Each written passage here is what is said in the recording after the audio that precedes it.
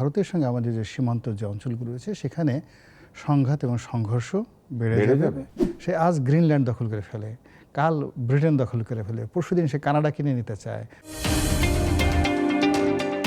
যদি আমেরিকা জিতে যায়, এই যুদ্ধে আমেরিকা জিতে যায়, বাংলাদেশের ডিপ স্টেট থিওরি এবং তাদের যারা দোসর আছে তারা আবার মাথাছাড়া দেবে এবং স্পষ্টতভাবে এনসিপি, জামাত, ডক্টর মোহাম্মদ ইউনূস তারা বেটার ফর্মে থাকবে আমেরিকা যদি জিতে যায়।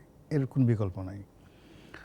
অন্যদিকে যদি ইরান হেরে যায়, ইরান যদি জিতে যায়, সঙ্গত কারণে এখানে চীনের প্রভাব মারাত্মকভাবে বৃদ্ধি পাবে এবং ভারতের সঙ্গে আমাদের যে সীমান্ত যে অঞ্চলগুলো রয়েছে সেখানে সংঘাত এবং সংঘর্ষ বেড়ে যাবে।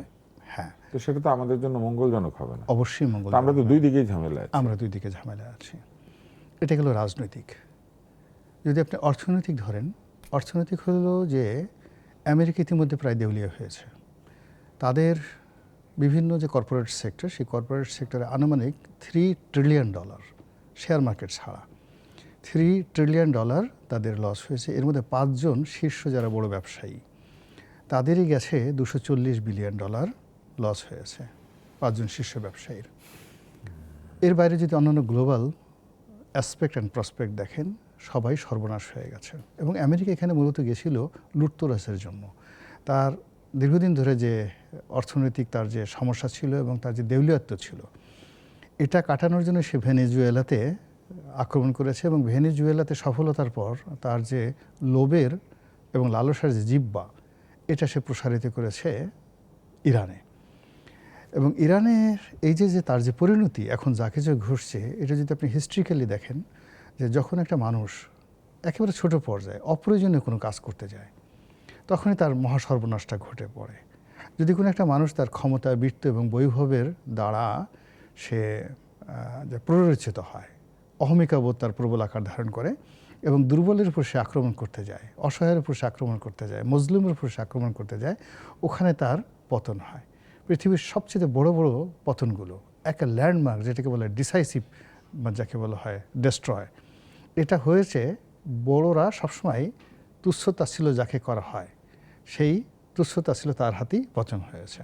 আপনি বাংলাদেশে চিন্তা করেন, শেখ হাসিনার পতন চিন্তা করেন। তিনি তার যত সম্ভাব্য প্রতিদ্বন্দ্বী আছে তাদের সবাইকে তিনি রাজনীতি থেকে আউট করেছেন, নিজের দলের ভিতরে, দলের বাইরে, সব জায়গা থেকে। কিন্তু কোথা থেকে দেখা গেল হাসনাত, সার্জিসদের মতো তরুণরা চলে এলো এবং এদের হাতে তার যে পরিণতিটা ঘটলো, এটা বাংলাদেশের ইতিহাসে 1000 বছরে আপনি খুঁজে পাবেন না।